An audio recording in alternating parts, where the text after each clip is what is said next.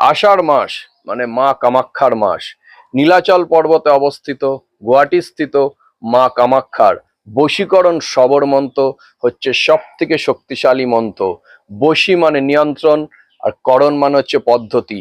যে সঠিক পদ্ধতিতে এই বশীকরণ শবর মন্ত্র পাঠ করবেন মা কামাক্ষার, তার জীবনের স্বামী স্ত্রী, প্রেমিক প্রেমিকা, মা বাবা, ভাই বোন, অফিস, যে কোনো ধরনের সম্পর্ক রিলেটেড সমস্যা দূর হয়ে যাবে। মায়ের কিছুটা কাম সিঁদুর আর রক্তবস্ত্র জোগাড় করুন, আর এই মন্ত্রটা পাঠ করুন। ওং নম কামাক্ষী দেবী মে বশ্যম কুরু কুরু স্বাহা।